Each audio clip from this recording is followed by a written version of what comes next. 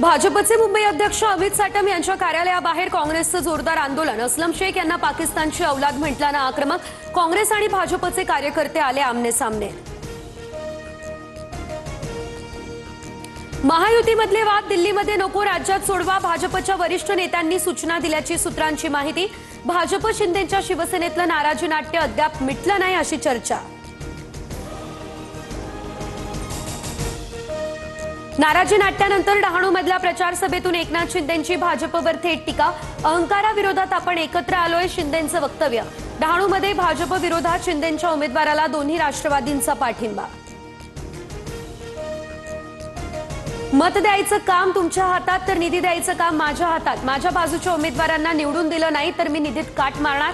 अजित पवार यांची मतदारांना धमकी। विरोधकांच्या टीकेनंतरही दादा आपल्या भूमिकेवर ठाम।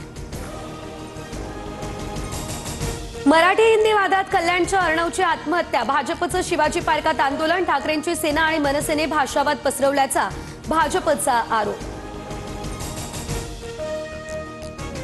भाजपचे नेते आता भाषिक प्रांतवाद पेटवायला लागलेत। संघ आणि भाजप भाषेचं विष पसरवताय, उद्धव ठाकरे यांचा हल्लाबोल। मुंबईमध्ये ठाकरेंसोबत युती करण्यास शरद पवार यांची राष्ट्रवादी आग्रही। ठाकरेंसोबत गेल्यास महाविकास आघाडीला फायदा। मतविभाजन टाळण्यासाठी ठाकरेंसोबत जाण्यावर चर्चा करू। शरद पवार यांच्या राष्ट्रवादीच्या बैठकीमध्ये एकमुखी निर्णय। शिवसेना आणि मनसे आधीच एकत्र आले, त्यासाठी कुणाच्या आदेश किंवा परवानगीची गरज नाही। मनसेला आघाडीमध्ये घेणार नाही हा काँग्रेसचा निर्णय वैयक्तिक असू शकतो, संजय राऊत यांचं ट्विट।